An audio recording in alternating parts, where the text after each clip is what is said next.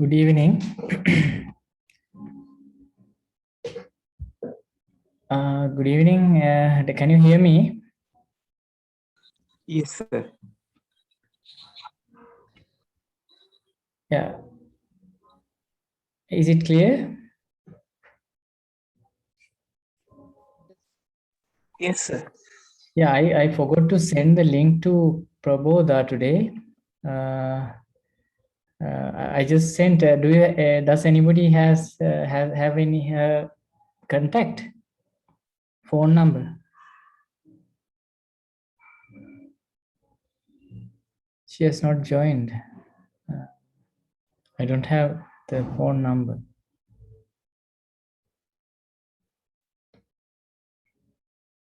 Just give me 5 minutes. If you can contact her and tell her that I have sent the link. Just give me 5 minutes.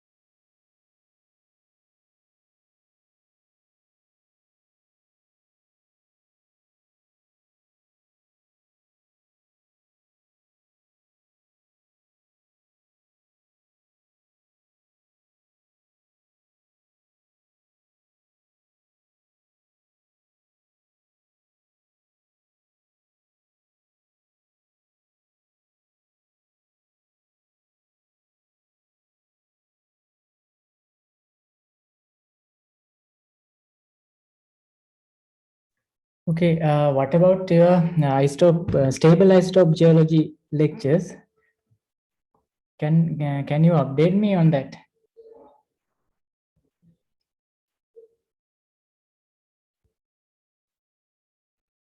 Did you yeah? Yes. Sir, Pitawala sir done 2 lectures to us. 2 lectures already. Mhm. Yes. So what was the plan for the other lectures or the schedule?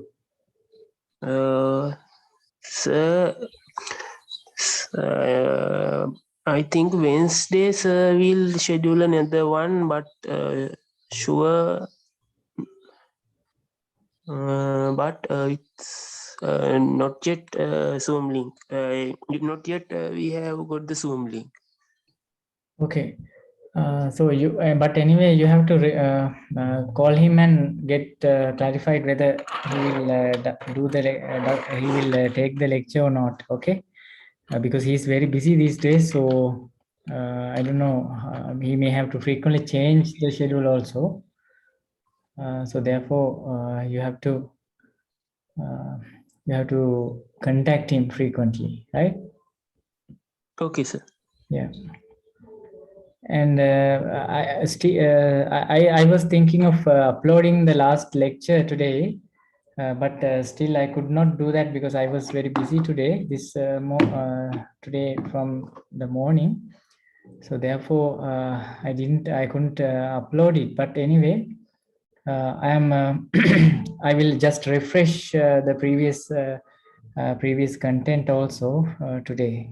Okay. Right. Okay, we were discussing about the lead isotopes, right? The lead isotopes are very specific type of an isotopic system because you may have already seen some special feature of lead. For example, what are the parent isotopes which cause lead to form? What are the parent isotopes? What are the elements? Parent elements. Parental elements: uranium, thorium, right? Both uranium and thorium cause lead to be formed as radiogenic product. But there are three systems, three systematics can be found in terms of lead isotopes: 206, 207, and 208. Okay, depending on that. In addition, we take another isotope of lead, which is which is non-radiogenic, 204 lead, right? So remember, like we had in strontium neodymium, there also we had some non-radiogenic isotope. Okay, non-radiogenic isotope we had. There we use that particular isotope to divide the radiogenic component. Yeah. Can anybody remind what was that for strontium?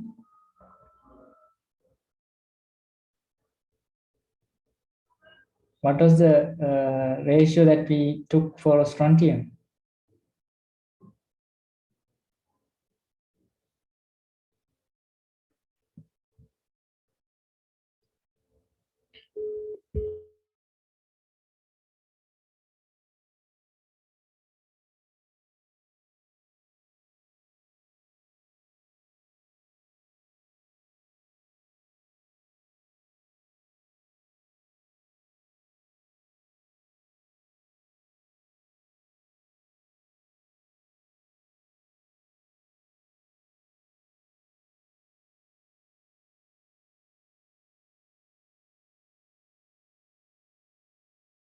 Yes, strontium, and also for neodymium. What was the denominator we used?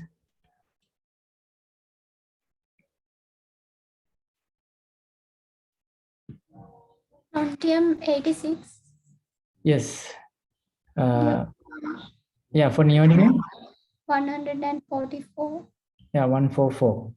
Yeah, like that. For lead also, we have a non-radiogenic compound, right? So remember last week we discussed about the lead ratios. What is the non-radiogenic component for the lead isotope? 204.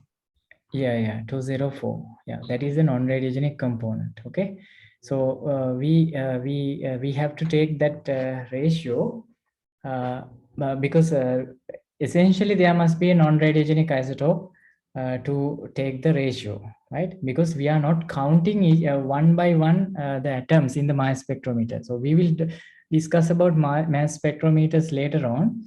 if you haven't done that under analytical techniques, later we will consider about the Mass spectrometry and sample preparation for isotopic systems also, if you haven't covered that part. Have you covered any aspect regarding that? Something called ion chromatography, about separation of elements like that, resins, column preparation or something like that. LRK sir has discussed about that iron. Chromatography. Okay, so that means you know something about that, is it? Something. Okay, anyway, maybe did you see the experimental setup for that, with some images or photographs or whatever, how to do that? We discussed about preparing sample filaments and that magnetic effect on iron. Sorry, I didn't get you. It was not clear, your voice. Can you repeat it, please? So we discussed about preparing sample filaments and that curved. Okay, filament. You discuss something about that. Yes, sir. And the magnetic effect on the ions. Okay. Right. Okay. Anyway, maybe I will show you some images and some experimental setup also at the end of the lecture series. Hope we have some time for that too. Okay. Anyway, let's start with the today's content.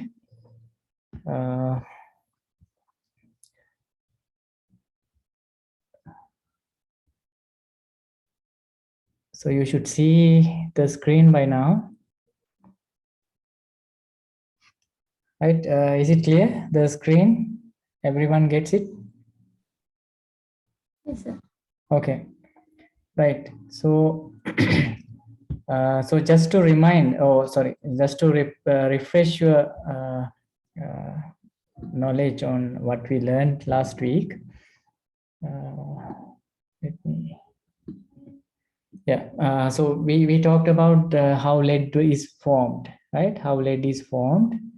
As you know, the lead is produced by radioactive decay of uranium and thorium. So 238 uranium forms 206 lead. So usually 238 is the most abundant isotope in a uranium component. So therefore, usually if some material is enriched in uranium, if it has a lot of uranium, then you should expect a lot of 206 lead also. Okay, upon decay with time. And 235 produces 207 and 232 produces 208. Okay, and we talked that we mentioned that both elements, that means uranium and thorium, and also lead, all are large and lithophile elements. Okay, large and lithophile elements. So therefore, they can easily fractionate into melt, right? They can easily go into melt. So therefore, in a crustal environment, this is very enriched, uranium and thorium. Why? Crust is produced as a result of a melt, migration of melt. So therefore, it can easily incorporate it into the crust, right? Okay. So anyway, since we have three lead isotope varieties formed by these two elements, uranium and thorium, right? 206 lead, 207 and 208. So it's the most powerful isotopic tool available because we have these three isotopic systems. So from one element, that is one element means lead, we have three isotope systems. So that is very convenient to have our interpretations based on lead isotopes, unlike other isotopes, strontium or rubidium strontium or samarium neodymium, right? There you have only one isotopic system. So anyway, lead is low in mantle, as we discussed last time, and therefore it's very easy to find whether lead contamination is there if you are getting high lead component. Okay, in the mantle, if you are getting high lead component, that means that particular mantle sample or basalt or whatever it is most probably could have been contaminated, right, with the crustal melt, right? That means some kind of a mixing has happened. And in the, as I mentioned, continental crust carries a lot of uranium, lead, and thorium. Therefore, as a result, high radiogenic lead is produced there, right? Daughter is there because once you have high uranium or thorium, then definitely you get this daughter product is also in high quantity, right? If you have these parents too much in a protolith, okay, right? And then we consider, as I mentioned, 204 lead as non-radiogenic, right? Non-radiogenic, so we take it as a ratio. And since 204 does not change, only changing item is the 208 or 207 numerator, right? So therefore, if we have a lot of uranium and thorium decaying, then definitely these all these ratios will be increased, right? Because 204 does not change with time. And oceanic crust also has uranium thorium high components compared to mantle. And sediments derived from oceanic or continental crust as a result should have high uranium and thorium, and therefore with time they must be highly enriched in lead isotopic values, right, with time, because these parents decay. And also, since lead is highly enriched in the crustal things, it's crustal components, including sediments. So we can use it as a very sensitive measure, okay, in the geochemical perspectives. And natural uranium is mainly 238 uranium, okay. It has a high abundance of 238 isotope. So therefore, as a result, 206 lead will be dominant in a component which is enriched in uranium, right? For example, crustal component, uranium is enriched. So therefore, 238 uranium should be high there. Therefore, 206 must be relatively higher in compared to other isotopes of lead. Okay, so that is some some general facts about lead isotopes. Okay, right. Now we will consider some of these particular ratios. So as I mentioned, this ratio, this 208 ratio and 207 ratio and 206 ratio. These are the ratios that we consider for main for our interpretations. That means we are using them correlating to correlate different behaviors of geological materials, right? So that means in two axes, x and y, we take these two isotopic ratios, right? Normally in the y-axis we take 207, right? But you can take the other way as well. But people used to take 206 in the x-axis. Okay, so you can see here in the mantle. So we discuss about the mantle reservoirs.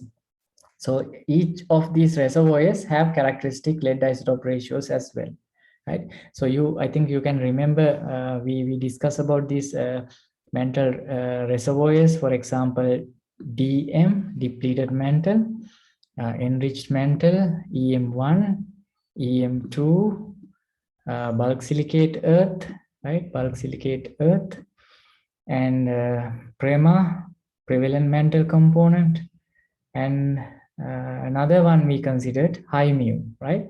I mentioned that high mu has a characteristic ratio of lead isotopes because their mu value is very high, right? So mu value is the value that you get from uranium and lead ratios when you take the basic equation, right? So there you get high values of mu, right? In some samples, some certain samples in the mantle. So therefore, which is this has been defined as a special reservoir, right? So that reservoir is called high mu.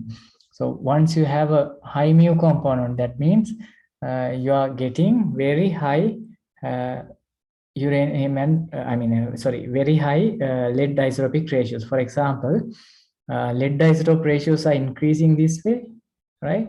I mean 206 increasing that way, and 207 is increasing this way. So high mu is having high 207 as well as high 206. So therefore, this component is termed as high mu. And if you consider the Earth's evolution, usually Earth is supposed to, I mean, the Earth's Earth's evolution from the chondritic composition. From the chondritic composition, that means we believe that from a solar nebula, the Earth was formed, right? So in that case, the original isotopic composition, which was available in the solar nebula, should be equal to the original Earth's isotopic composition, primitive Earth isotopic composition. That means bulk silicate Earth isotopic composition. But in the lead isotope systematics, we have observed some different feature than normal isotopic, the other isotopic systematics. The other isotopic systems usually behave in a way that they also evolve together with the bulk silicate Earth isotopic evolution. So you saw in our diagrams, there is no deviation from bulk silicate Earth. That means there is possibility for you to draw some lines, some correlative lines. Remember crust mantle line like that, right? All were forming along single line, right? And also bulk silicate Earth. But in the lead isotopic system, when we plot these 207 lead and 206 isotope ratios, we have a very clear deviation of other isotope reservoirs from bulk silicate Earth. Okay, so here you can see the bulk silicate Earth is plotted around here. I mean, it's here, right? This square, this rectangle represents the various values of bulk silicate Earth isotopic composition, and all these are present day isotopic values. That means whatever the isotope ratios you measure today. Okay, so what you see is the isotopic evolution or the change of isotopic values with time. That has a special term called geochron, right? Geochron. So geochron is the evolution of the isotopic systems of the Earth, right? With time. So if you take it, if you extend it further downwards, right? Somewhere you will find the initial isotopic composition of the Earth, right? From there onwards, this is evolving. That is what we call the evolution line, right? So the original isotopic composition will plot somewhere there, right? Somewhere 9 and 10 values, right? 206 and 207. So you understand that it should go further this way. Okay, the initial isotopic composition of the Earth, right? So it will be coincident. I mean, it should be collinear actually. Collinear. Present day isotopic composition of the bulk silicate Earth should be equal. I mean, it should be lying on a single line as the chondritic composition. That means original isotopic composition, right?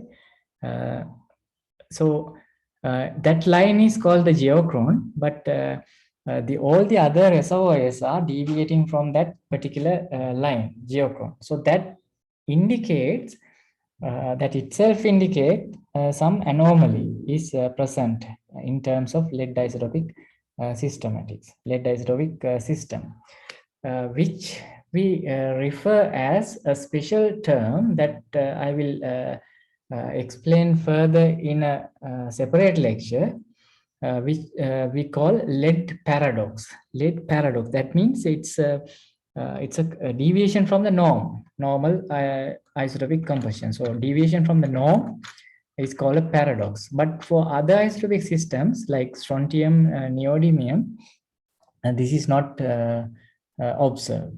So anyway, here you can see the depleted mantle is lying down there. So as we mentioned that mantle has low lead isotopic, low lead and also low uranium and thorium. Therefore, low radiogenic lead is produced there, right, with time compared to other components like crust, right? Therefore, depleted mantle must have low values. So usually the peridotite samples, mantle peridotite samples, if you measure the isotopic composition today, they will be plotting around this DM field. Okay, so that means low lead isotopic ratios, present day lead isotopic ratios. Okay, so around 17 means it's a low value, right, for 206, and below, around 15 or 15.23, like those values are also low values uh, uh, for 207 lead. Okay, so DM represents low radiogenic values. At the same time, you can see the basalts, that means mid-ocean ridge basalts, as well as oceanic island basalts. They are plotted in this range, little higher values than the mantle values, because it is a melt, right? Uranium, thorium, lead, everything is large and lithophile elements. So therefore, during the mantle melting, they prefer to partition into the melt. So they preferentially incorporate into the melt. So therefore, in the melt, the uranium thorium composition is high. As a result, with time, with the decay, they will produce higher 206 and 207. So therefore, the basalts will go in this trend, like in a trend like this, right? And the high mu is there also. High mu is also plotting in a very high 206 and 207 value. But the special inference from this diagram is that you have special coordination or correlation, right, from depleted mantle to high mu. So that you can see this trend, right? So this particular trend, which is shown by this particular line, okay, this line termed as NHRL, northern. This line is called NHRL, or in other words, it's called Northern Hemisphere Reference Line. Why do we use that term there? It's basically because of this reason. So all these isotopic values of this particular field here, what I am indicating here by this mouse pointer, these are the basalts which are available in oceans which occurring in the northern hemisphere. Okay, in the northern hemisphere, there are many samples which are plotting along this trend, right? They are plotting along this trend, right? So therefore, they are, and also it is observed that these all those northern hemisphere basalt values are collinear with depleted mantle and high mu. Okay, so that means they are having very correlative behavior, unlike some of the southern hemisphere oceanic basalts. right? In the southern hemisphere, some basalts are deviating from that particular trend. For example, these samples, they are deviating from this common reference line, NHRL common reference line. So they are having a specific isotopic ratio as they are plotted in this region. Okay, so they are showing some kind of an anomaly. We call it an anomaly, right? Why?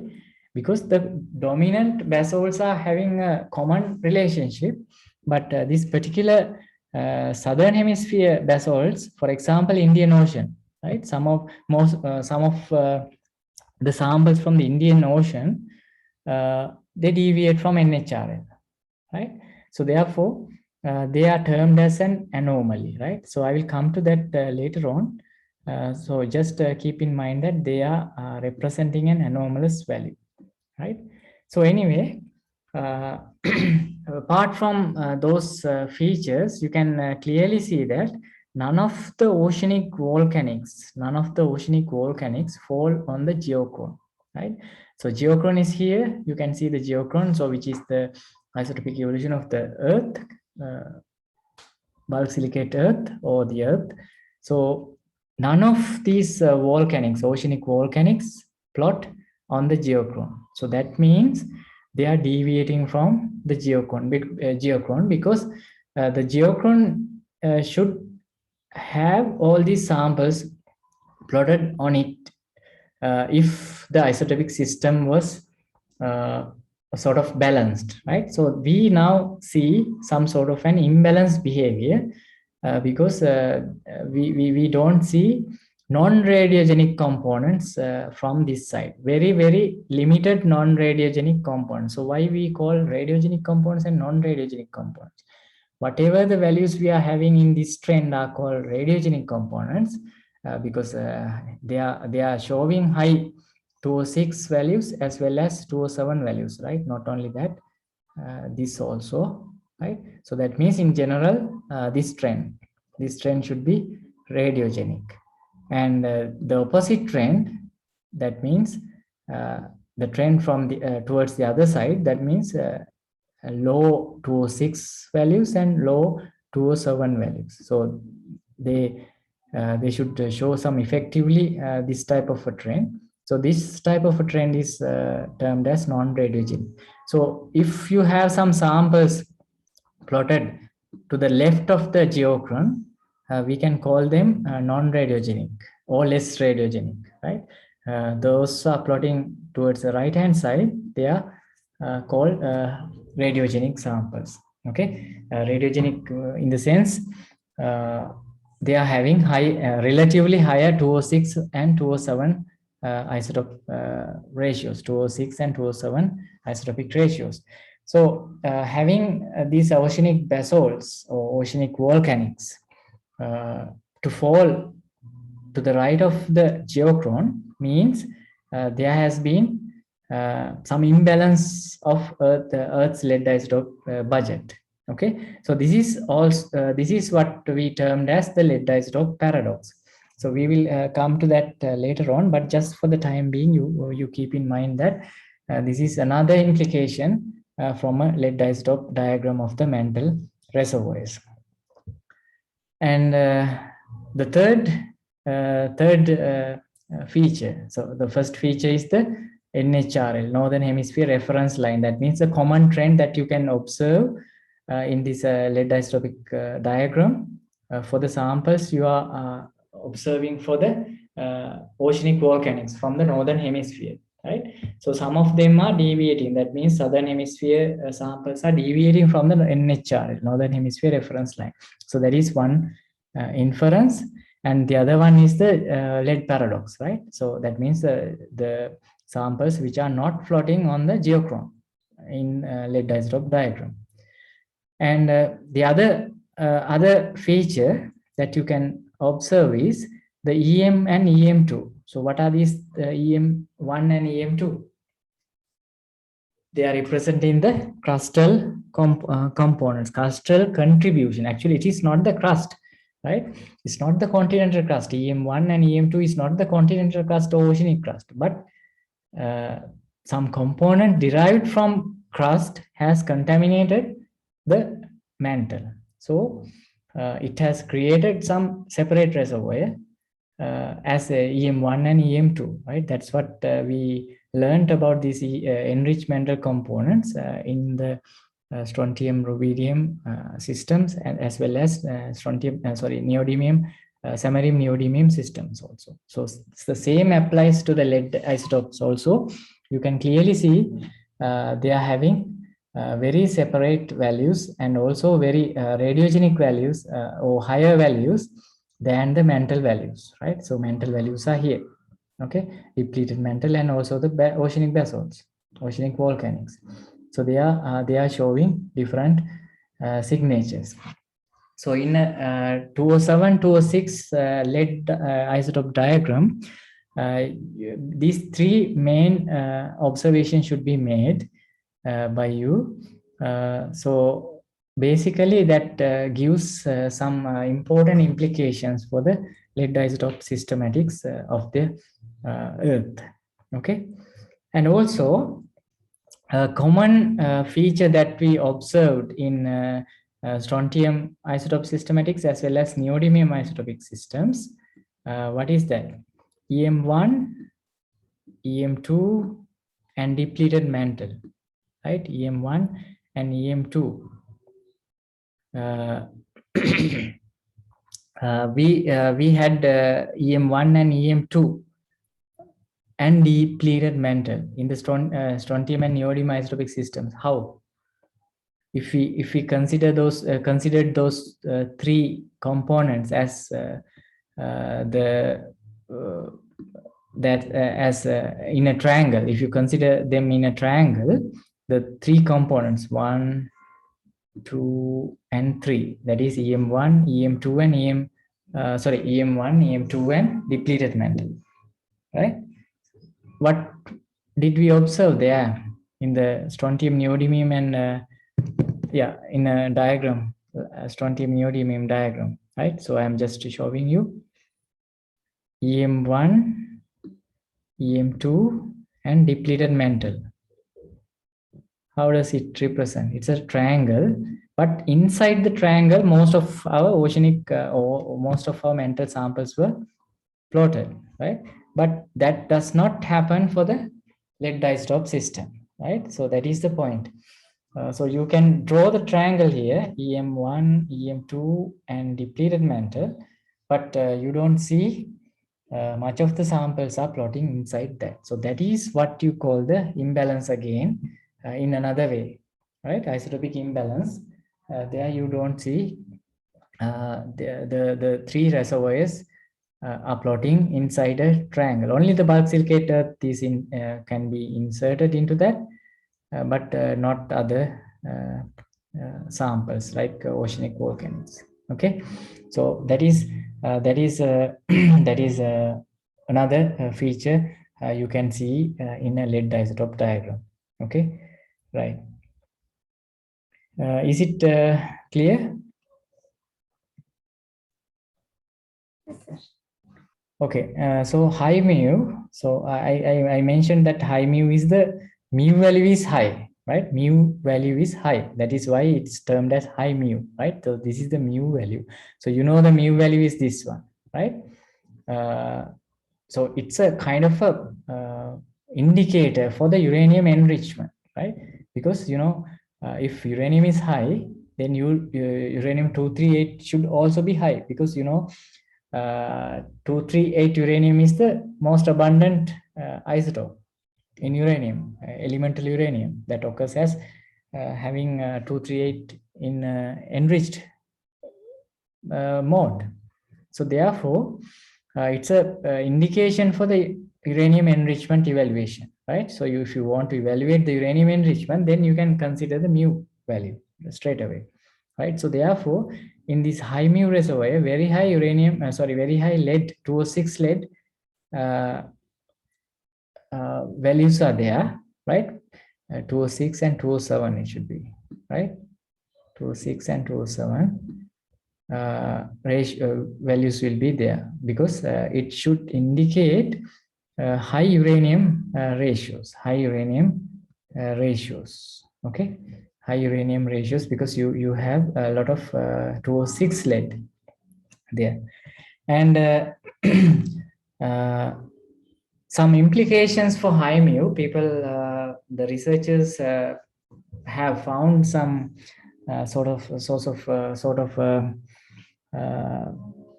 candidates for high mu models, right? So enrichment models, subducted and recycled oceanic crust. So why is that?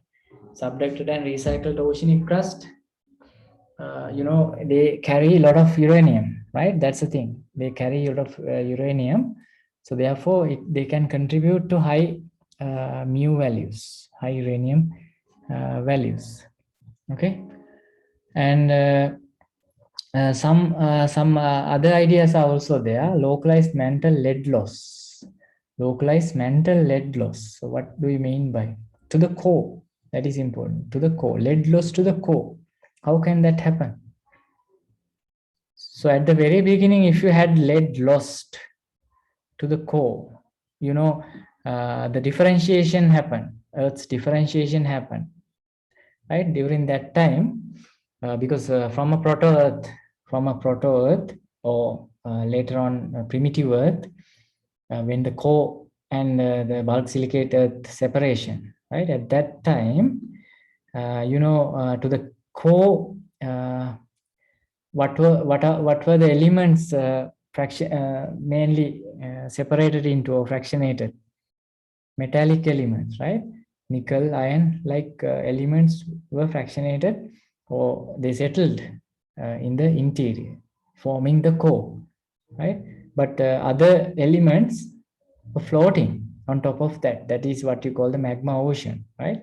In a magma ocean model, for the Earth's formation, heavy elements were sinking into the interior. So that's why nickel, iron-like elements went to the interior and formed the core. While other elements were floating on top of that. But if there has been possibility for lead to go into the core, why we think like that? Why do we think like that? Why don't we think neodymium and strontium also goes there? Neodymium and strontium also go there. Why don't we think that? The main reason is lead is volatile element. Okay, lead is a volatile element, so there is possibility for some of the lead to go into the core during the fractionation, or the differentiation, rather, the differentiation of the Earth. Okay, they cannot, these neodymium or strontium cannot go there because they are non-volatile elements. So if a lot of lead was fractionated into the core, now what happened? There is the elemental budget, or the balance, or some lead which is you can't recover them, right? You can't reverse this process. That means you can't get back this lead. So you basically the mass balance breaks there in the crust, in the crust and mantle, right? Why? Because from the primitive Earth, the core formed, and then the silicate fraction formed. And from this silicate fraction, if some lead went into the core, that will not come back. Okay, so therefore only lead budget has decreased due to this particular situation. So then some of the lead has gone there, so that means 204 ratios also changes, right? So in that case, what happens? 204 also reduces. If you reduce 204, what would happen? 206 will increase. When you measure, 206 will be showing an increased value. So that means 238 should have been also increased. That is the parent, right? So that will give you again a high mu value, right? High values for the mu, right? So therefore, this is kind of an artificial thing, like it looks like, right? But there is some work done on, I mean, research work done on this aspect as well. Lead loss to the core. Lead loss to the core, people suspect also as a cause for the lead paradox as well, right? Because there is an imbalance of the lead budget. That's all. I mean, very simple words, right? You don't have to think much on that, but just keep in mind that if the lead was lost, then the balance breaks, so that there will be a lot of radiogenic 206 there, rather than showing less values for 204. 204 removal means increasing 206, right? Increasing this ratio, right? 204 reduce means you are increasing the final value. It's like you divide 8 by 2, or you divide 8 by 1. So what is the greater? What is greater? 8 by 1 is greater. So the resultant value will be high. Okay. If you divide 8 by 2 and compare it with 8 by 1, right? So this will be high. Okay. So it's something like that. So anyway, it's one more candidate for that. And also another idea is there, that is lead and rubidium removal by metasomatic fluids, because rubidium and lead are behaving similarly, because they both are large and lithophile element. Rubidium is also same.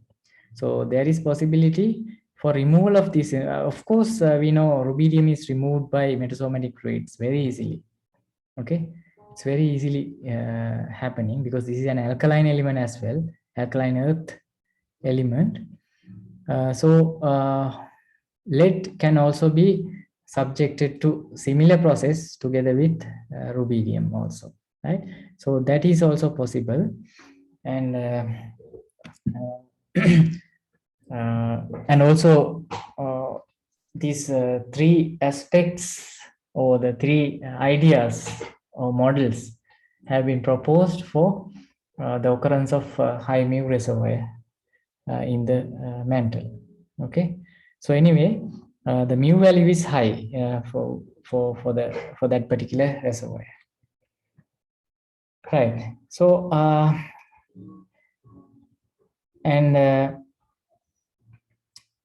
regarding this high mu again, right? There 208 lead is also high, right? We did not consider 208 lead yet, but still it is high. So how 208 is contributed from what? 208 is contributed from thorium. Okay, 208 lead is contributed from thorium, you know, right? So that means it has not, I mean, this particular reservoir is enriched in thorium also, not only uranium. So that is the implication. Okay, so that particular group is enriched in thorium as well, right? Not only uranium, the high mu. Okay, right. So again, I have the same diagram. You can see here the reference line that I mentioned before, NHRL, Northern Hemisphere Reference Line. So why we call it Northern Hemisphere Reference Line? I mentioned that most of the oceanic volcanics or oceanic basalts in the Northern Hemisphere, they are collinear, right? Collinear with depleted mantle and high mu, right? From the depleted mantle to the high mu side, their variation is predominant, right? It's like their composition lies between DM and H mu, high mu. Okay, in between those two. Okay, right. But we mentioned that some of the Indian Ocean basalts and some other set of samples from these different locations, right? So you can see the locations there, various locations are there. And so, in this case, this orange indicates the specific group from the Indian Ocean which deviates from the northern hemisphere reference line, that is this trend, right? And also you have other locations, as I mentioned here, they are also deviating from. So altogether, this particular region, okay, this particular region you can circle as they are deviating from the NHRL. So therefore, this particular group has given a special name as Dupal group, right? Dupal or Dupal group, right? So this special group has been identified, and they are termed as the anomalous lead group. Okay, so in other words, it's termed as Dupal anomaly, anomalous samples, or Dupal group, right? So why we call Dupal is that was this anomaly was first recognized by these two people, right? Dupre and Allegri, right? So they combinedly did some work, and they found this particular anomaly for the first time. So they first described that these particular samples from the southern hemisphere deviate from the generally observed northern hemisphere reference line behavior, right? Actually, this NHRL also came later on once this anomaly was identified, right? Otherwise, people just thought that okay, this is the lead isotopic composition of the Mantle reservoirs, this trend. But later on, it was found that this particular group is also there, and therefore that was first identified by these two people, and from their names, DUP and AL, right? They termed it as Dupal anomaly. Okay, so you can clearly see this anomaly, and also you can interpret this the general trend, NHRL general trend, as a mixture of A and B, like, right? So if you have two components, A here and B here, these two, when you mix these two without any other component in a closed system, right? That is also important. In a closed system, if you mix these two, the resultant mixture should lie in between these two components, okay? The composition, right? The resulting composition should lie in between, either 100% A or 100% B in the extreme ends. In between, you have some percentage of A and the remaining complementary percentage of B, like that. So they behave in a linear pattern, right? So two component mixing pattern, we call it two component mixing pattern. So the NHRL group usually behave in that way, right? In a two component mixing. So it's a linear mixing line between depleted mantle and high mu, right? So you can think that, okay, all these mantle samples must be products of DM and high mu, right? Because they lie in between those two, right? Almost all the mantle samples as a result of mixing line, right?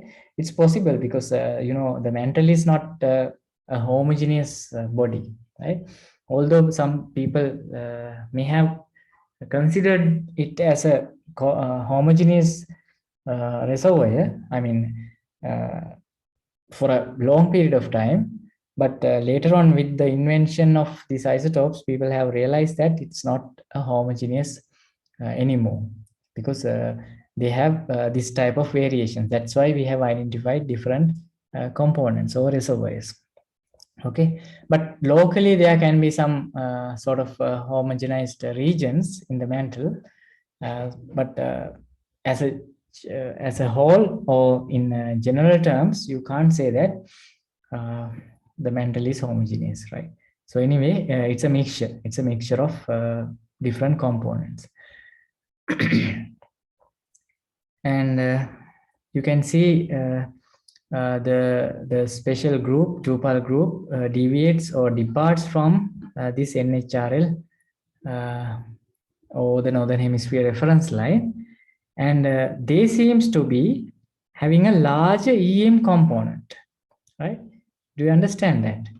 There seems to be larger EM component contributed. Why we call that? So I mentioned that this may be mixing between A and B like, but if you depart from that mixing line, means you should have to go for another component, right?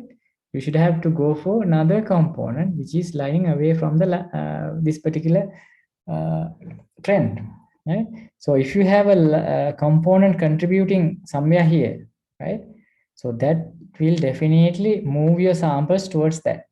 Okay, so they will form some sample set along this line as well as along this line, right? So that's why we have, in lead isotope diagram, people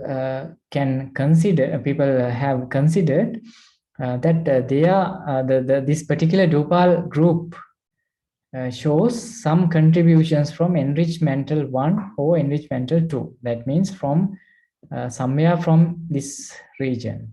Okay, we don't know even EM1 and EM2 how much contributed, right? So that will anyway has a result to produce this group. Okay, so in between some ratios, some values, different components, so different mantle values when mixed with different EM value components, right, will result some component in between. Okay, so like that there may be a lot of samples, a lot of mels produced mixed with the EM components. So in that case, they are showing this type of special behavior.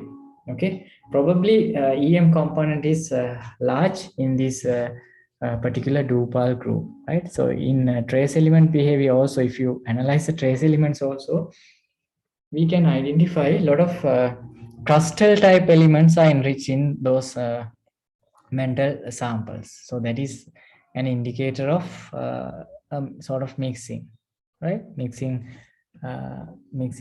behavior, right?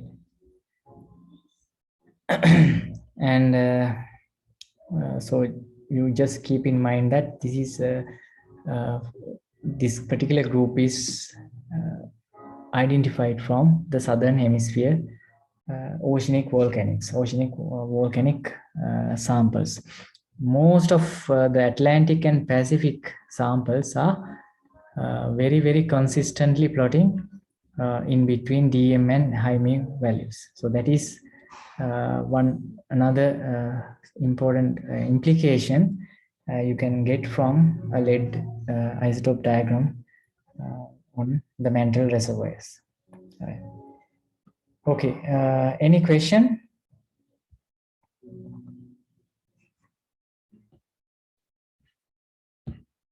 Any question?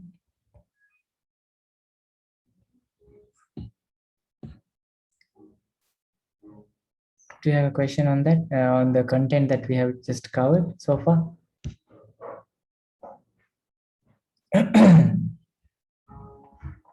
No? Okay. I hope you get the point, this point. So if you don't understand anything, so you can just stop me and ask a question. Right.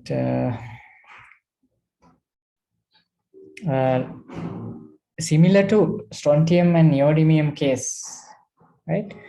We can consider the isotopic systematics for lead also, right? So as I mentioned, for age determination as well, right? For age determination as well. you can consider, right? Just look at this equation.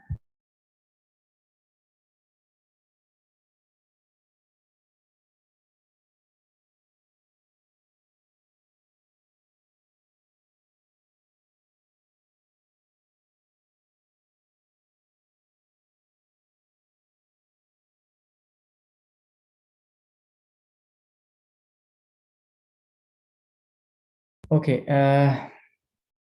do you understand the equation? What does it mean? Here you can see I. Okay, what is this I? Initial ratio. Sorry? Initial. Yes, yeah, that's correct. Initial isotope ratio. Okay, and this value, nothing is mentioned. That indicates present day isotopic value. Okay, present day isotopic value.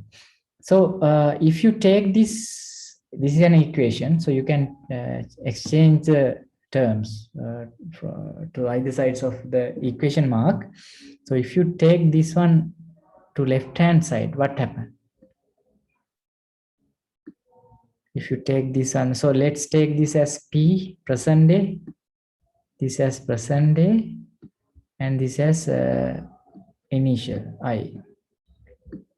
Okay, so if you take this term to the left hand side, that indicates P minus I, isn't it? So it's simple. P minus I equals this component. Okay, P minus I equals this particular component. So what is the meaning of this P minus I? What do you mean by this P minus I? So in other words, present day isotopic composition minus initial isotopic composition. Can you tell me a composite term for that, or just the meaning of that? Simply.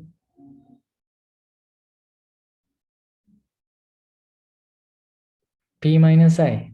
What is indicated by that P minus I? Newly formed autoratios after the beginning of T. Yeah, newly formed isotope amount, right? Yeah, what is it? In other words, newly formed means, what is newly formed isotopes means, isotope values, because Radiogenic. yes, very good. It's the radiogenic component, isn't it? Radiogenic product, radiogenic component. So at the time of the origin, that whenever the radiogenic decay started point, right? You had some isotopic composition there. That is what you call the I, initial isotopic composition. And then with time, T time, after T time, you have the present day isotopic composition. That means today, right? Whatever, million years or billion years ago, right? Some T time ago, you had I isotopic composition. So from there onwards, this isotopic decay started. Okay. Then what we got, when you subtract I from P, is the radiogenic product, right? So that radiogenic product is equal to this one, entire this term. Okay, so what is this?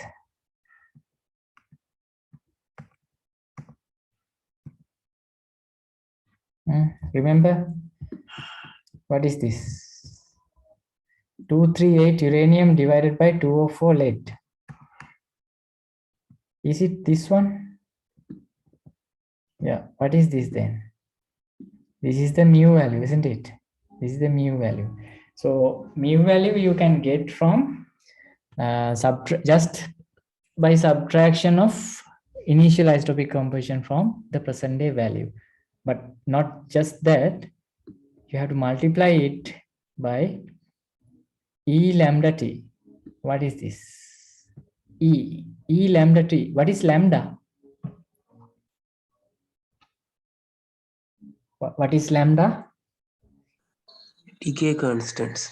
Yes, decay constant of 206 lead, right? 238 to 206, that decay constant. And T is the elapsed time. T is the time taken, okay?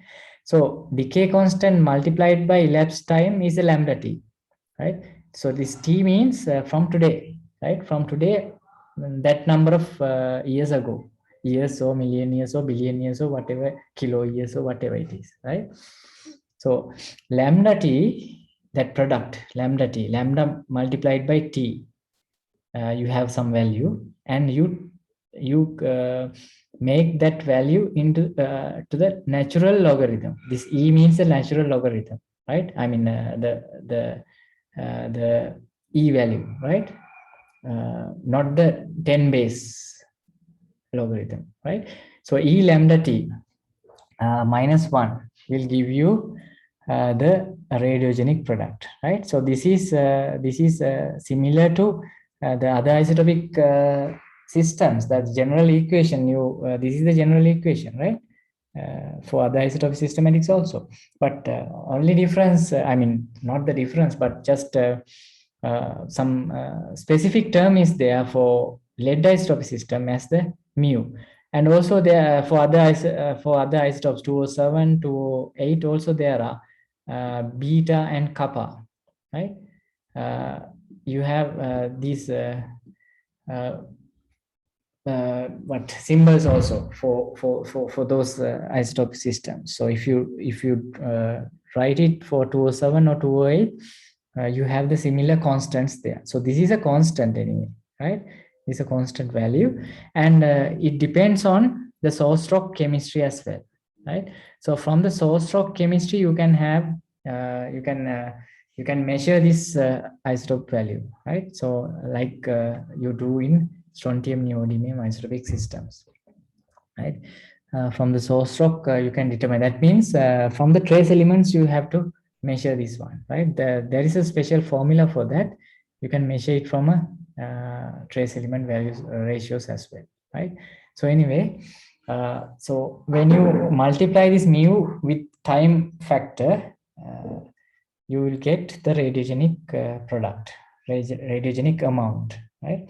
So this is proportional to the uranium lead ratios. Actually, this is proportional to the uranium lead ratio in the source rock. That's why it says the source rock chemistry, uranium to lead ratio, right?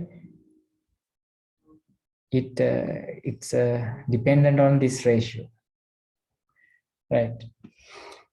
Okay, so now I will just show you some other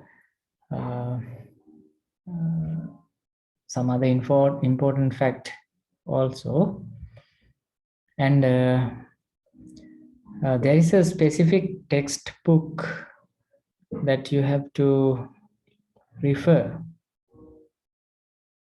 Just a minute.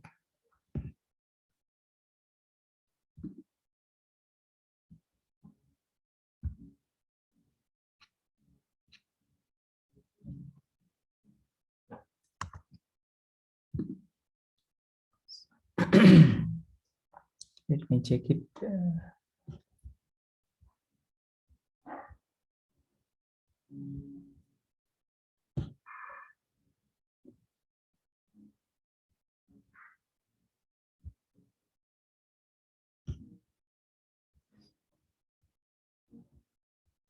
Okay, so you can see this screen. This is a very important textbook, Isotope Geochemistry from White, right? I forgot. I mean W.M. White. Yeah, there's a textbook. You can download it. Actually, PDF versions are there, chapter by chapter. You just type in the Google and you will find this white geochemistry. You just type as white geochemistry, right? You will have that book to be downloaded in PDF version. So that is a very important book. But there I am just taking, just showing the radiogenic isotope geochemistry of the mantle, right? The mantle, that is our topic actually, right? The lead picture, it says, right? So what I want to mention is uh, this particular isotopic ratio, right? So this one, the diagram that we used before, 207 and 204 diagrams, that shows very important implication. That is the implication is it is proportional to the time. So why it's proportional to the time? So you saw the general equation there. I showed you the two radiogenic component, right? We subtracted P minus I, that is a radiogenic component, which is equal to some mu times time factor. Remember, right? Do I have to show you again? Okay, just a minute. Maybe it's not clear.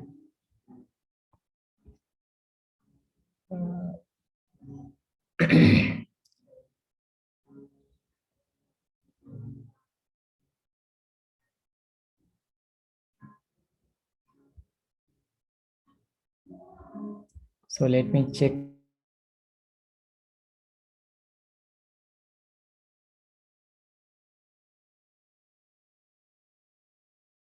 Okay, can you see this?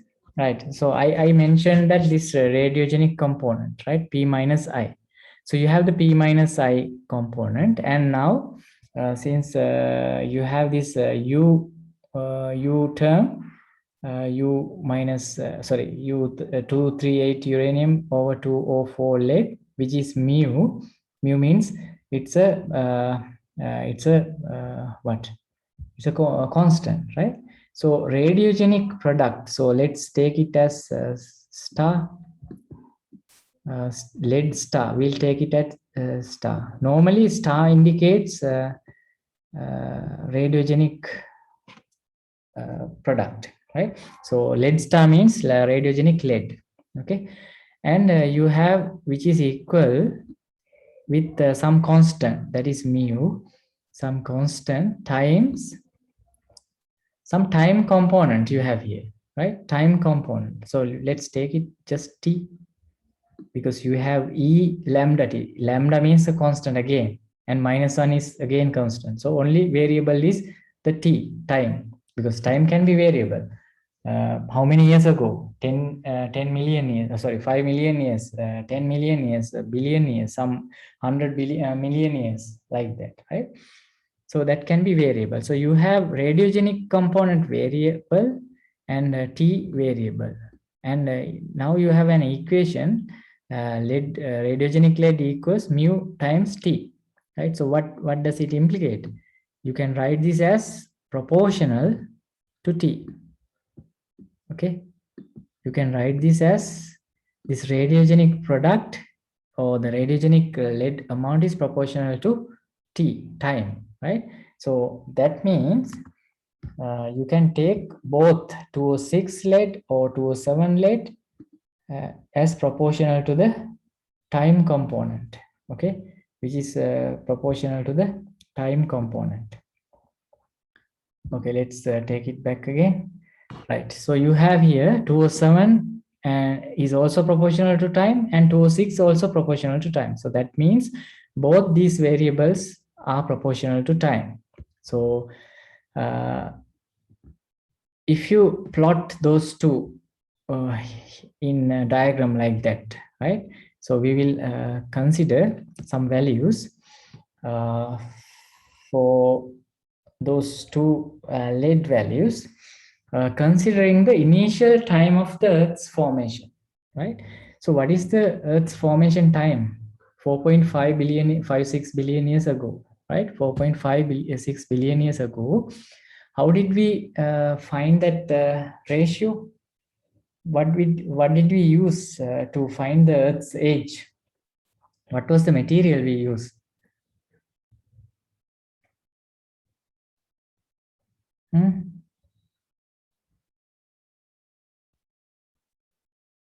What was the material we used? Quickly. Time is moving fast.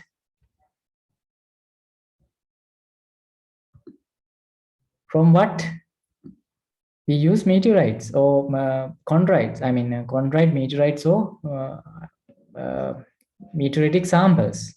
So, particular meteorite that we used for determination of the age of the Earth was the Canyon Diblow. Here, you have the troilite. It's a rock type troilite, right? Meteoritic rock type, right? It's an iron meteorite, right? So you have to search this for more details in the Google, right? Iron meteorite, right? So that was the sample, the meteoritic sample found on the Earth, which was believed to be part of the primitive Earth or the primitive solar system, right? So if we use that and the ratio of the 206, 207 and 208 ratios at that time, it was measured the isotopic composition of that particular Canyon Diblow troilite was 206 was 9 point something, 207 was 10 point something, and 208 was 29 or something, right? So that means somewhere here, right? Original composition, initial composition, right? From that only we evolved. The Earth was evolving from that point, right? Because in the initial composition 4.56 billion years ago should have been somewhere here, 10, 9, those two values, right? See, 9 and 10, these two values. So that plots over here. So what is the present day value of the Earth? Present day value of the Earth. Remember, we took some the diagram that we considered was around 15 point something, right? Some 15 points, some value or 16, close by that. And what was the 207 value? It was somewhere, so 16, 17 or something like that, right? So that means our evolution is very different than the previous, at the original situation, right? So if the Earth was constantly evolving from that initial ratio, it should go along this line. Why? Because 206 is proportional to, evolution of 206 is proportional to the time, right? And 207 is also proportional to time. So you must ideally get some evolution line like that, right? So same as the meteorite that was used at that time, right? So that means the Earth's evolution should lie along a line like this, which is the geochron that we consider, right? Geochron, you remember the geochron on which the bulk silicate Earth was plotting, right? So why the bulk silicate Earth was plotting on that geochron? Bulk silicate Earth means which is the silicate portion of the Earth, which derived from this the solar nebula, or the original composition, which is equivalent to the meteorite, this particular meteorite. So the meteorite should evolve in along a line like this, and also the bulk silicate Earth should evolve like this. And if the isotopic system was in a the evolution was in the closed system, then definitely Earth's other reservoirs, Mantle and other everything should lie along this line. But in the actual scenario, we are observing our mantle samples, depleted mantle and high mu, EM, and oceanic basalts, everything are now not along, they don't align together each other, right? They deviate from the geochron. They deviate from the geochron. right? So the reason is they were having different mu values. They were having different mu values due to various reasons. So therefore, they are moving separately, right? The geochron evolves separately, the bulk silicate earth evolves separately, and the reservoirs evolve separately. So that's why that imbalance is imbalance is there for the lead isotope systematics.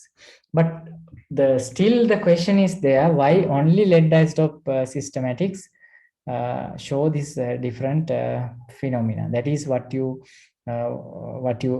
learned under lead paradox, right? So the details of lead paradox we will discuss if we have time, but it is not part of your syllabus also.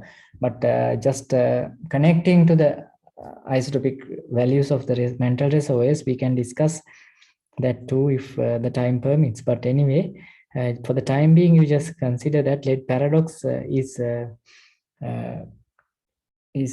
defined as the Earth's isotopic imbalance, right? Due to probably various reasons, as we discussed. Probably the lead being lead is a volatile element. Some lead has gone to the core. So if the initial lead went to the core, the remaining lead is not equal to the meteorite, the original bulk silicate earth value.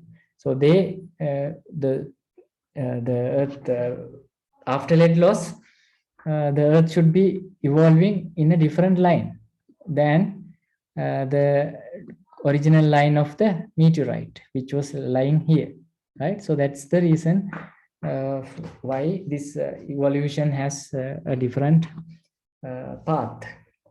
Okay, right. So this is another important point that you have to consider regarding this evolution of lead isotopes, right? This is only for the lead isotopes. Other isotopes does not show that. The simple explanation for that is that lead is a volatile element, right? Being a volatile element, that's the reason, right?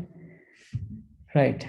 So that is one important point we have to consider regarding the lead isotope evolution. Okay, right. But anyway, if you you can learn a lot of facts regarding not only the isotopes but also related to the geochemistry in this book, right? It's White's isotope geochemistry. No, the geochemistry book by White. Okay, right. So the point is that when the Earth was formed, its lead isotope ratios were roughly the same as that of the Canyon Diablo iron meteorite. Okay, so as the time passes, 207 lead and 206 lead ratios increase. That you understand, because it is proportional to the time, right? With time, it should increase. So at first, what happens?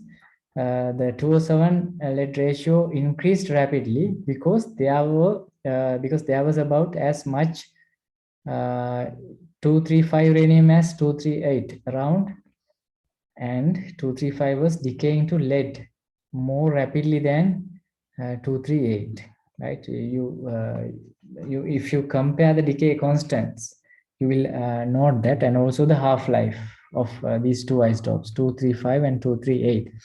235 was very rapid decay, but compared to 238, 238 is slow. So that means 235 will consume early than 238. Okay, so the rate of increase of 207 is slow. Why? Because 207 is a product of 235. Okay, 207 is product of 235. So if it is consuming fast, the rate of increase with time will be decreased. That means to produce more 207, you will have less amount of 235. So therefore, your production will decrease.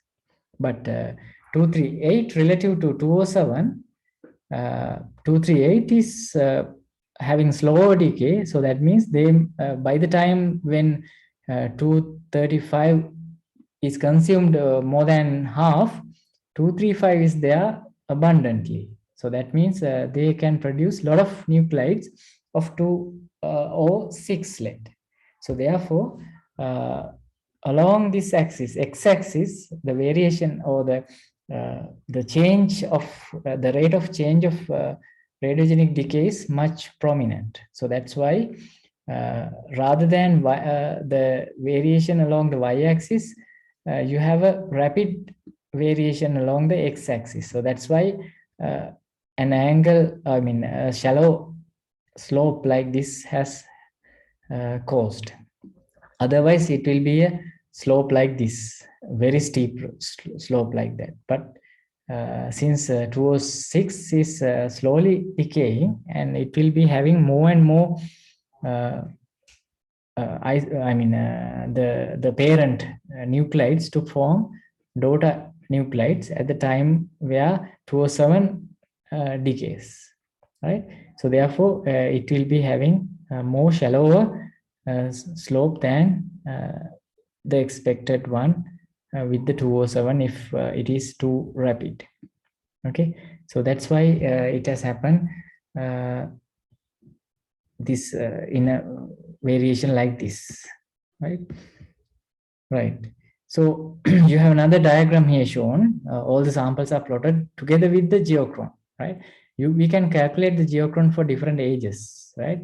But 4.55 is the time of age formation. So you have a geochron there. So that means if the Earth was evolving similar to the primitive Earth or the bulk silicate Earth, right? So in that case, your evolution will be like this.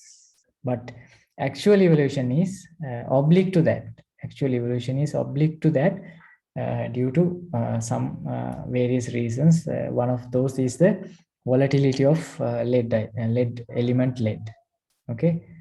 There are other reasons also which are beyond the scope of your level, so we don't need to discuss on that. So anyway, that is the variation. So you just keep in mind that if the Earth was, if the lead isotope systematics was perfectly closed system, then all the samples that you get from the mantle and from the mantle reservoirs should lie along the geochron, should lie along the 4.5 geochron, because 4.5 means that is the time of formation of the Earth. So if you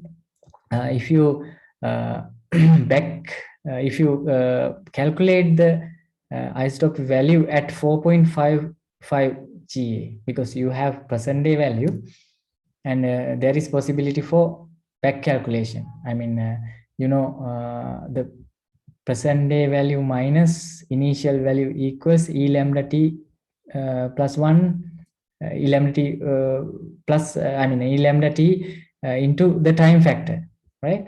So you have that equation. So with that equation, you have the time component there, parameter T. So you can consider various ages for that, and you can calculate initial isotopic values, because you have measured the present day isotopic value. If you take it as a known value, only unknown thing is initial isotopic value, right? But you can assume various ages, 4 billion years, 3 billion years, like that. You can substitute that T with those those different T values. Then you will end up with some value for I, right? So like that, you can calculate the initial isotopic composition as well. I think this back calculation is not a part of my lecture series. I should have been taught before. If not, please refer again the principles of isotopic systematics, where you will learn how initial isotopic composition can be calculated. Okay, it's a simple thing. So because the equation that I just took some minutes ago, P minus I equals the what mu lambda t something, right? Using that also you can calculate, right? If you give a value to t time, and if you know the present day isotopic composition, because if you have the sample, you can measure it, right? You know the present day isotopic composition, and you can just subtract that much. You can substitute t with the time and substitute present day isotopic composition. Then only unknown is I, initial isotopic composition. You can get it there. So that way you can find the initial isotopic composition. So anyway, if the Earth was perfectly evolving, then it should be plotting. All these samples should plot along the geochron. Okay, but they do not plot on that, right? Actually, geochron is an kind of an isochron. Isochron means a line which gives you some edge, right, with a slope. That is it. Since it is defined for the whole Earth, whole silicate Earth, bulk silicate Earth, it is termed as geochron. That's the only difference. Okay. Right. So anyway, I think the lead isotopic composition that we considered for the Earth's reservoirs is like that, right? So you should know the places where each of these reservoirs plot, right? Like we observed in the strontium and neodymium isotopic systematics, right? So this is the equation that you have to still use to find the initial isotopic composition, right? This is the initial isotopic composition which you don't know, right? You can subject it, and you can substitute with present day value, and also the only unknown, the time, right? You can assume a different time interval. So if you want to have the isotopic composition at 4 billion years ago, then you put it as 4 billion years here, right? But you have to substitute in years, right? Not billion years. So some value into 10 to the power 6, like that, right? And this value you have to get from the trace element values, or otherwise, if you know the mu value given, sometimes the mu value is given, then you can directly substitute it to find the I. Okay, right. So anyway, so please note the locations of these Mantle reservoirs with respect to different isotopic values. That means here 206 and 207, right? 207 and 206, right? So you have different places, and also if you have a diagram with 208, that will also look like this, right? It's very, very similar to this, but the values will be different. Okay. So any question on the lead isotopes of the Earth's mantle reservoirs? So we will have to discuss a little bit on the separation as well. So maybe I can just show you some experimental setup, because if we don't get enough time in the future, you might miss it, right? So anyway, what we do for lead not only lead, any isotopic system, right? Rubidium, strontium, samarium, neodymium, or lead, whatever it is, we have to do the chromatography, right? Ion chromatography. So ion chromatography means we have to separate ions from a mixture, right? So different ions, even yeah, so so many elements are present in a sample, and our interested elements, that means rubidium, strontium, neodymium, samarium, lead, they have to be separated out, right? You have the sample mixture, whole rock sample, for example, you crush the sample and dissolve in acids, various acids, and you filter it, centrifuge it, and take the final solution to the mass spectrometer. Okay, so you have to follow this different preparation techniques, right? So that sample you have to pass through some special components or special apparatus which we call columns, right? So this is a column stand or a column holder. It's like this. It's like a filter, right? In simple words, it's like a filter. But instead of a filter, what you have is some component, some chemical substance, which is termed as resin. Okay, resin is filled. So this resin has the capability of ion retention as well as releasing. Right, some elements it can retain, it can hold, or it can release upon percolation of acid, right? So we have to pipette some acids drop by drop on top of that, on top of the resin, and the sample mixture is also already include. I mean, once you put the resin, first you put the sample mixture, so it goes down and down and down somewhere there, and then you wash the sample mixture with acids. That is what we are doing, right? With the pipette, micro pipette. There are various pipettes of some microliters or some very tiny amount of acids. Drop by drop, you have to drop. Drop onto this column, right? And then when you filter, or when you do this action, some solution you can find, washed solution you can find here. Okay, and some of the elements which are present in the mixture is retained with the resin, and some elements are passing through. So it depends on all the chromatographic properties. Okay, so then you separate this solution, you take this solution out, and if necessary, you have to pass through another cycle of chromatography. Right? It depends on your analysis, because sometimes you may have both rubidium, strontium here, and also you may have some samarium also, right? So you have to separate them further. So for that, again, you have to do some resin action with different amounts of acids. Actually, there are predetermined amounts, volumes for these acids to pass through by those are determined by experiments, right? So there are different techniques to be carried out, and then finally we will come up to a optimum volume and also optimum rate.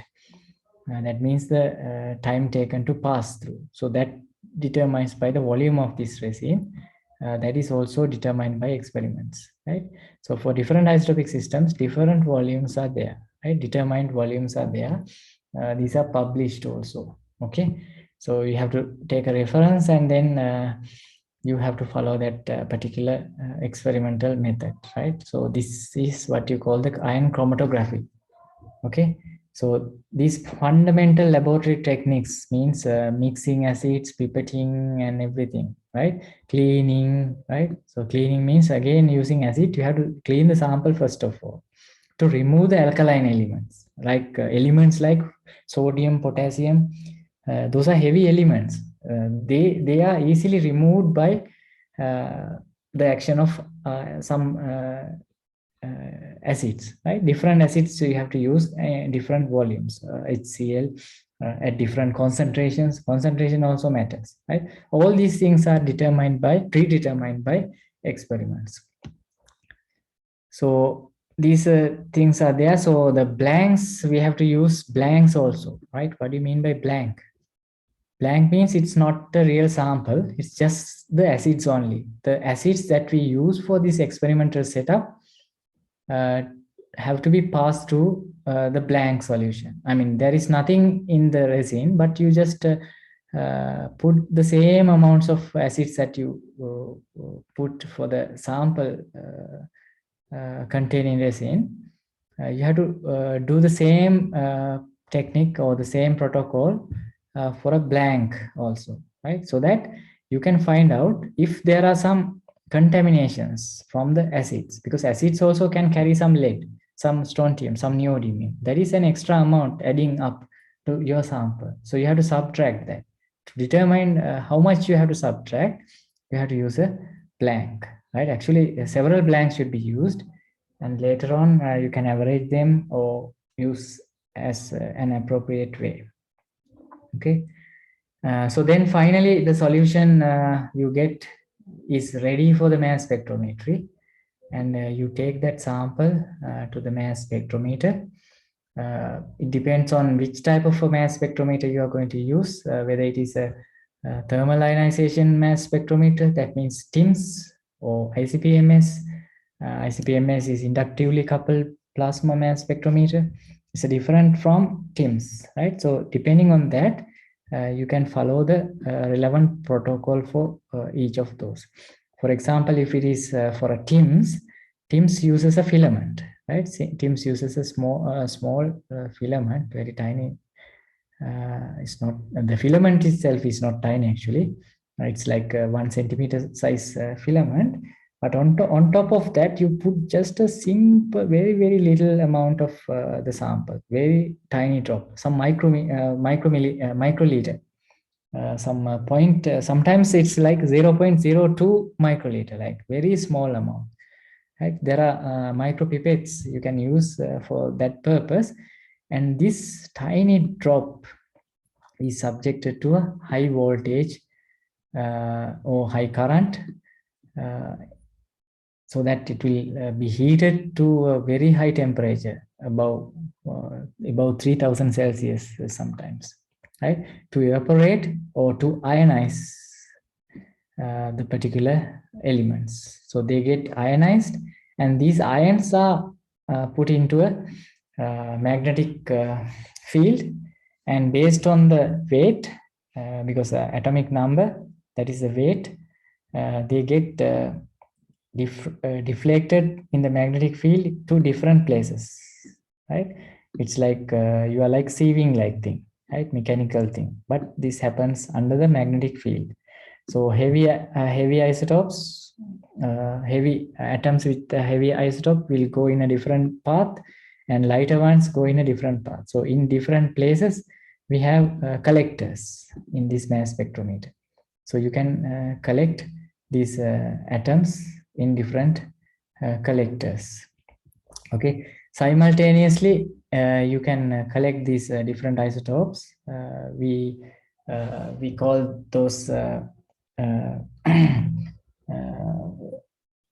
the Faraday cups, right? The Faraday cups collects these ones.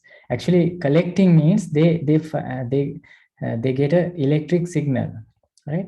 So once you have one atom going into that particular cup, the voltage signal is produced. So that signal is taken into an electronic circuit in the machine, and that electronic signal will convert that electronic voltage into concentration values, right? There are very complicated algorithms and programs written. So it means you have to connect this instrument with a computer, otherwise you can't get this conversion done, right? So likewise, this is happening, and also in the ICP-MS also you do the same, but in a different way. That is a solution. Directly, the solution is injected to the flame, right? There is a torch in the ICP-MS.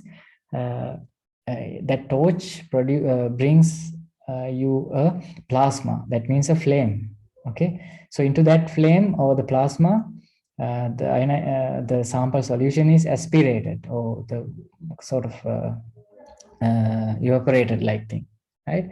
Then it's ionized, and then those ions will be again subjected to this separation under the magnetic field. Then it is collected, right? So that sort of technique is being used in many labs, but for measuring isotopes, it's very difficult because your instrument has to be calibrated in that way. and also the sample preparation and everything should be done in a very, very clean environment. For that specific, that means you can't have particles moving in your lab. That means you can't use your shoes at all, right? You have to turn into different shoes when you enter the lab, and also you have to use some sticky carpet types before you entering. That means some part of your dust is absorbed to that carpet, and then you change your shoes, and you will again go into an air shower, right? Air shower means, first of all, you have to wear a special kit because your own kit, on top of that, you can wear it to prevent mixing the contamination of particles, right? And then you go through an air shower, right? Air shower means just air blow onto you, right? It will clean further in a vacuum, like a small, what is it? Small room like thing, right?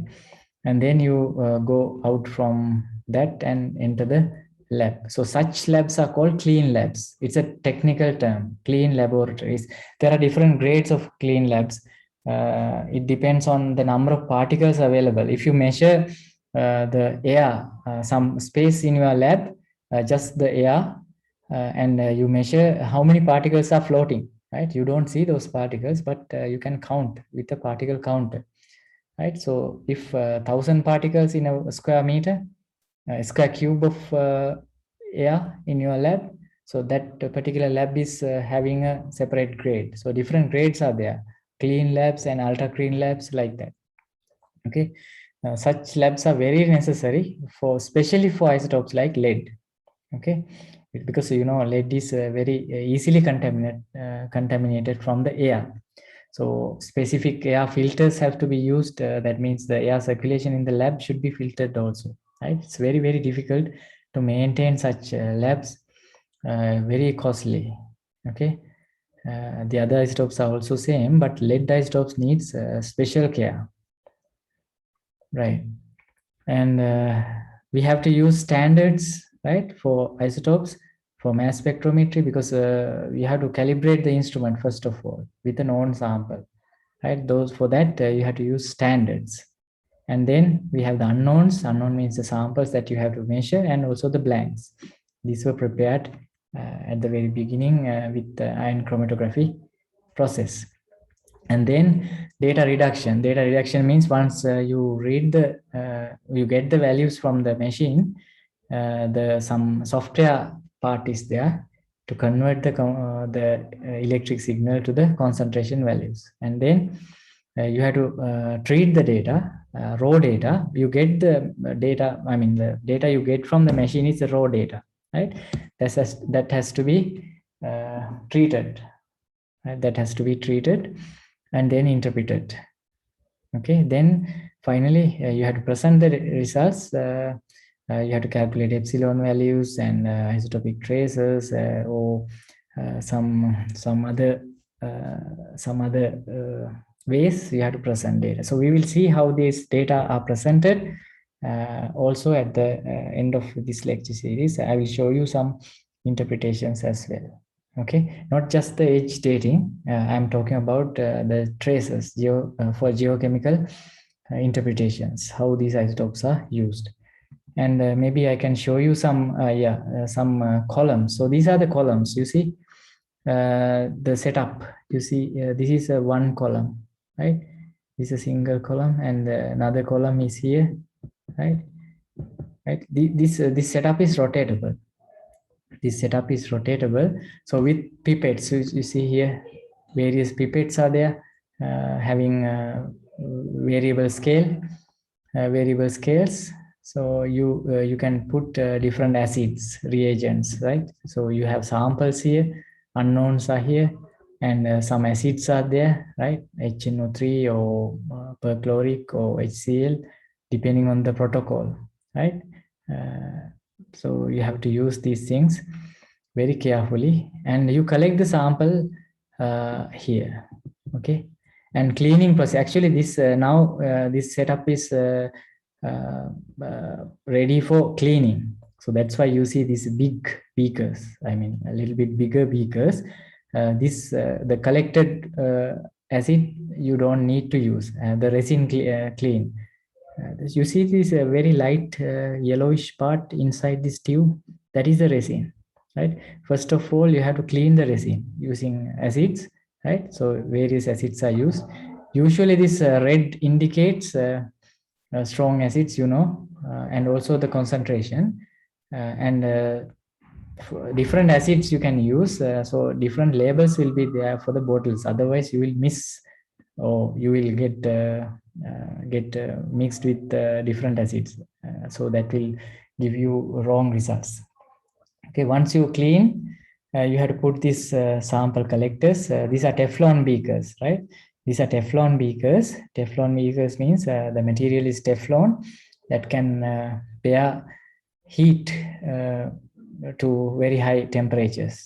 Okay, because later on we have to dissolve. I mean, we have to dry these samples and dissolve again with acids, or depending on the protocol like that. So therefore, Teflon beakers are used in many labs.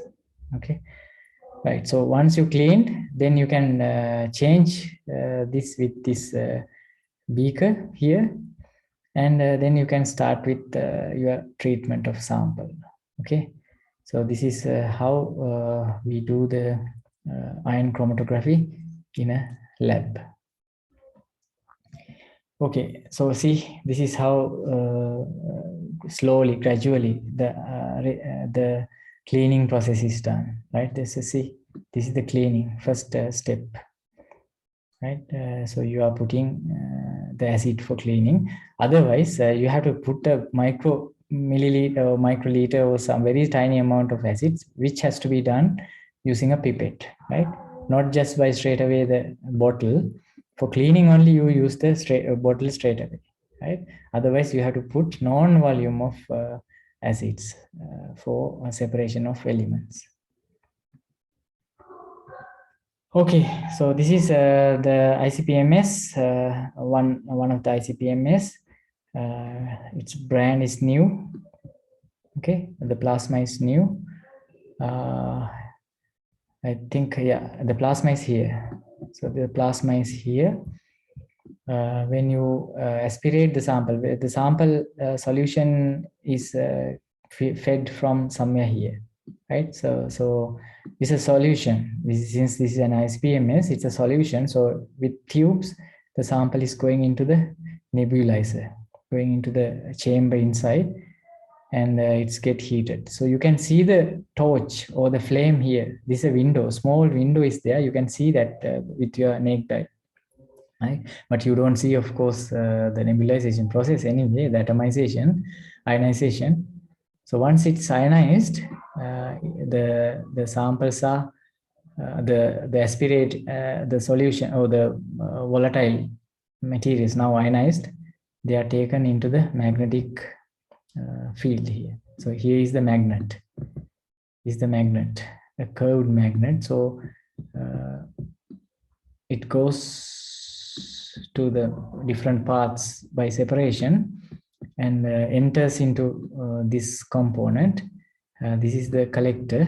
This is the collector part, and different collectors are there. You see here, 1, 2, like that. The different collectors are there, and they report the ion counting in terms of electrical signal. Okay, electrical signal. So these are the wires, the cords, cables. They transmit this electric signal into a electronic circuit inside this machine. So the electronic part is here inside, and then this electronic part is connected with the computer, right? So the computer, the user is here, somewhere here. So he has to interpret the software converted raw data after processed by the software. Okay, so converting software is different and processing software is another one. It's a different thing, right? So it's a complicated process. It's a very, very complicated process. Anyway, the mass spectrometry is this one. TIMS is different one. Maybe next time I can show you TIMS about the setup. The preparation protocol is same. Okay, so now I think we have covered the experimental part as well. So if you have any question, you can ask now. Do you have any question?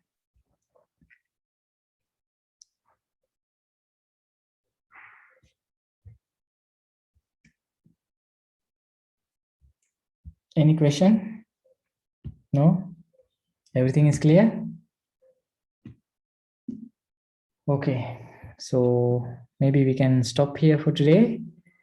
So we'll meet next time with some other aspects regarding these isotopic traces. Okay, so good night then. Good night, sir. Thank you.